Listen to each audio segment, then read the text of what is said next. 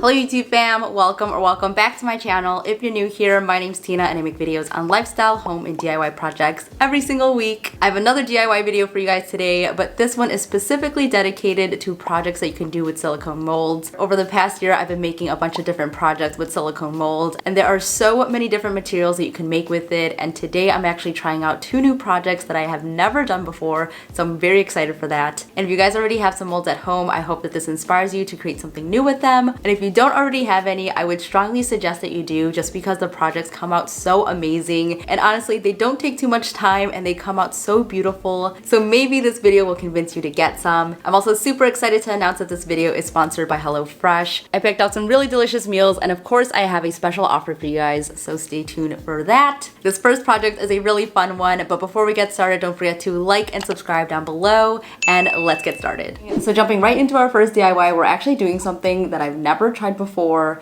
and if you can't tell by the materials in front of me, we are making a candle. If you've been watching my channel for a while, I've actually just been burning down old candles and making new candles out of them, and I've never actually made my own candle, so I went out and bought a candle making kit, and it just makes me so excited. I feel like I know what I'm doing, but I definitely need to read instructions, and I feel really fancy with all these items. Like, I finally have one of these things. I feel so official with this now. And the mold that we're using today is one that I've seen all over Instagram. It's super popular and really cute, and it's like this little bubble mold. So the trick here is that we're gonna have to put a hole through the silicone mold on the top and then do it upside down as it's cooling. Might be a little bit trickier than I initially thought, but I do have two of these, so hopefully it'll turn out okay.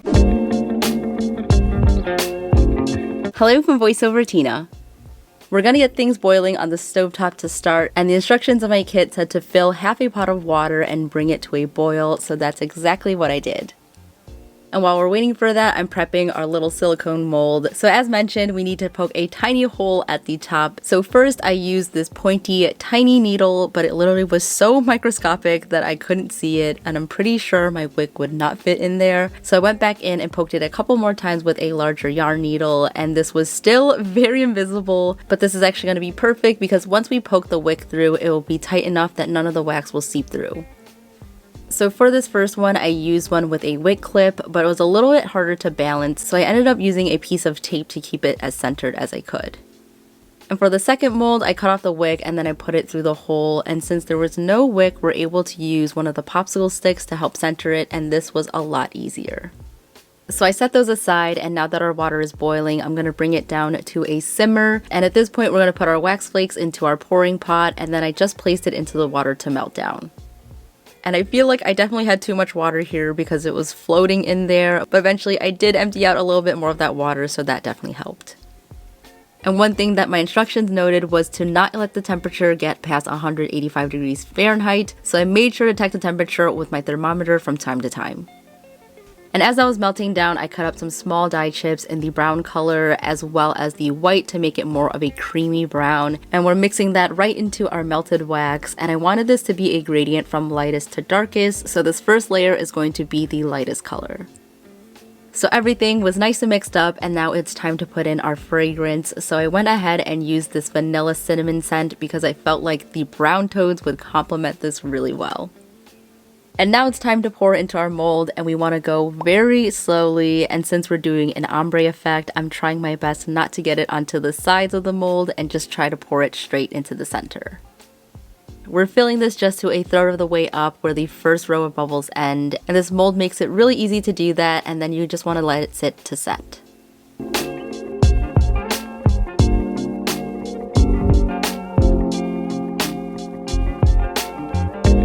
So while we're waiting for that, I'm going to add in a little bit more of that brown dye, and this is going to add a lot more pigment to it and make it darker.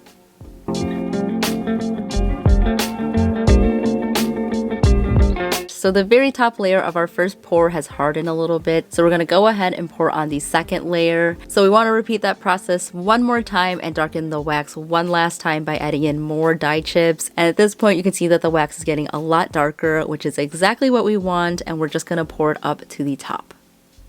And I'm going to let that sit anywhere from 12 to 24 hours before I demold it.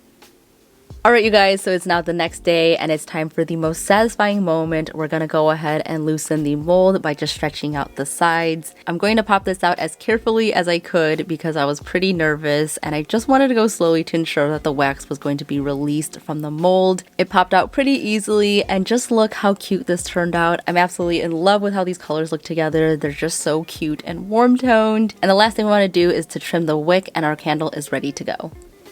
As a beginner to candle making, I'm very pleased with my first project, and this bubble silicone mold created such a fun shape for our candles, and I love that you can easily create this ombre effect with the different layered colors. I'm really loving this color combo, but let me know in the comments what colors you guys would use for your candle. So we're taking a quick break from DIYs and making dinner with HelloFresh, who's today's video sponsor. So today I was really feeling pasta, so we're going to make their bacon and cream supreme spaghetti. This honestly is just as delicious as the picture looks. And it was also super easy and simple to make, which we love. So if you don't already know, HelloFresh is America's #1 meal kit, and each box comes with these easy step-by-step instructions. So if you flip it over, it literally shows you all the steps and all the ingredients that you need. So your ingredients come fresh and pre-measured, and it really is a no-brainer. I'm definitely not the best cook, but I am learning so much, and as you guys know, I am juggling a full-time job and YouTube. So being able to squeeze in a homemade meal is such a treat for me. And with HelloFresh, I love that I can learn new recipes and save time,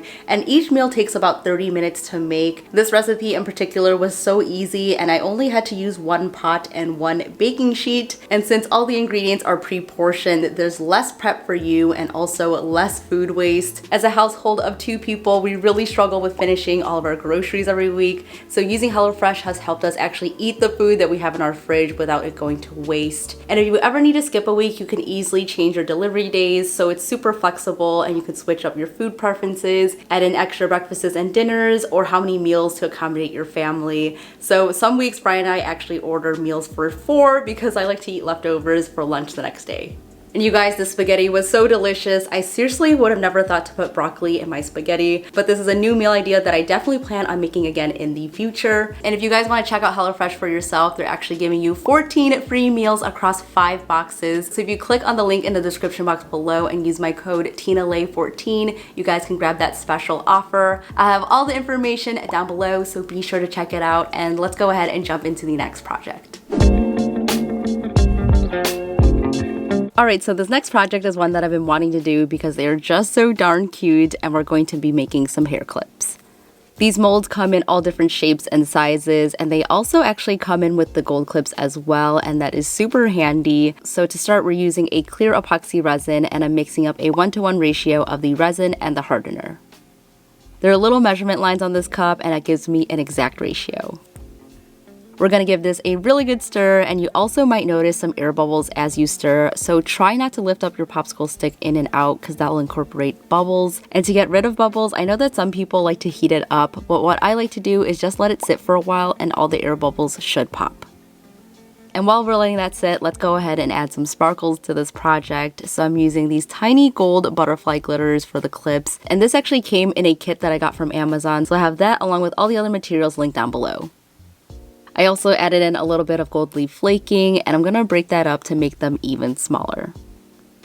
And one of you guys actually requested this project over on Instagram, so thank you for the suggestion. I know that it's going to come out amazing.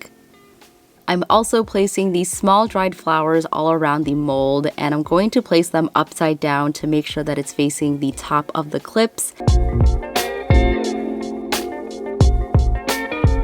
Alright, so our resin is now ready to be poured and mixed in, and I think this is looking pretty good. So we're just going to pour it straight into the mold, and since they are so small, I found it actually to be a little bit easier to scoop it with the popsicle stick and add it in.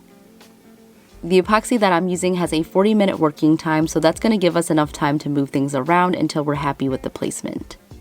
I also find that tweezers really help with this step, and you can always add or remove things as you're working. And of course, be sure to wear gloves and have proper ventilation and wear a mask whenever you're working with epoxy resin.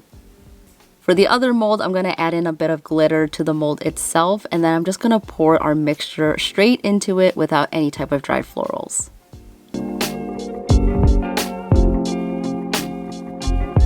I also wanted to try using these little terrazzo chips that I've made previously with Jasmonite.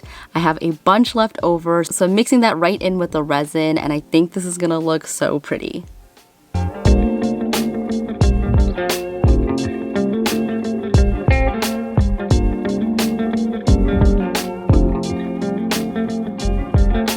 And now all we have to do is just to let those dry and harden overnight.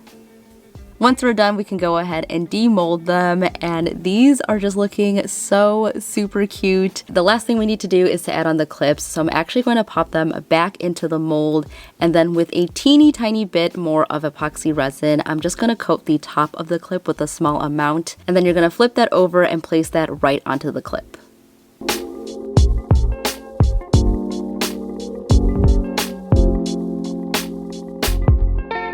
As an extra step, I'm adding in a piece of tape just to hold it in place, and once that's cured, these should be secure. These clips are so on trend and were very easy to make. I think they're gonna look so cute for the summertime, and these clips actually work really well, so I'm very impressed with the quality of them. And honestly, these are also great to use as a decorative piece on top of your vanity, and I'm just so in love with them. The last project that we're working on today is a coaster set, and this set actually comes with the holder as well as 4 round molds. And I actually previously used the holder to make a spoon rest, and it was really cute, but today we're going to create the whole set, so I'm using cement for this project. And to start, we're mixing a 4:1 ratio of cement to water to create a pancake-like consistency. And what I like to do is to work pretty slowly, so I add in a little bit more water and cement as I go along. To start, I'm using an acrylic paint to lighten up the cement a little bit, and I wanted to add some warmth since this one is a very gray tone cement. And I know there are pigments made specifically to color cement, but for personal DIYs and crafts, I think this works really well and is also super affordable and accessible. Just keep in mind that the color is going to dry down lighter. And for this holder, I want to create a marbled look, so I'm going to pour in some white acrylic paint and then I'm going to mix it in slightly. So I wanted to try adding in these little broken mirror bits to add a cool pattern, so I sprinkled it into the mold first, and then I'm pouring the cement right on top. And if you caught my previous project, I mixed the mirror into the cement, and it really didn't show up unless I sanded it down a lot. So you guys suggested that I could sprinkle it in first, so I wanted to try to see if this method would work, so fingers crossed that it does.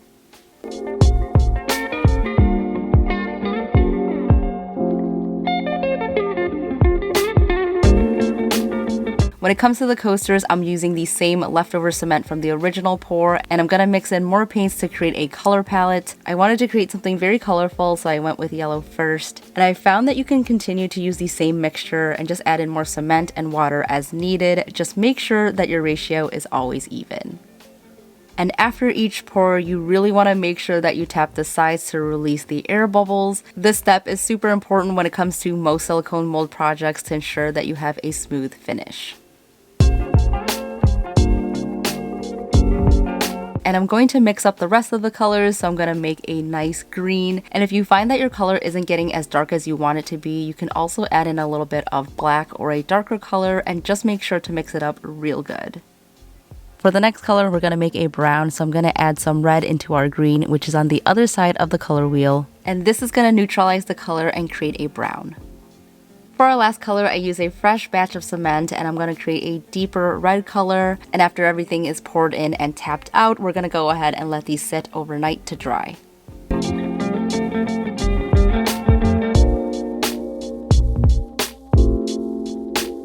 So now it was time to pop them out, and I went slow and steady, especially with the holder. And once I got it out, I was loving the marbled look on this, but I did notice that the glass bits created a whole bunch of little air bubbles on the surface. You could see some of it peeking through underneath, but I could tell that since we poured the cement over them, they left some air bubbles that we weren't able to pop, and I had a feeling this was going to be the same for the coasters.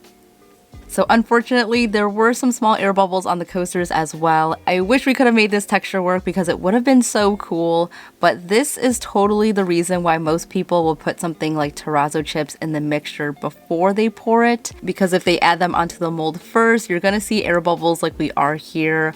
But I did think this last one did look cool with some of the flecks peeking through. I hope you guys learned something from this project, and honestly, it doesn't bother me too much because I think it does add a cool texture overall. And if you find that you have uneven edges, you can go ahead and just sand it off to buff it out. And also feel free to seal in the cement if you guys would like, but I'm leaving them as is because I love the finish on them.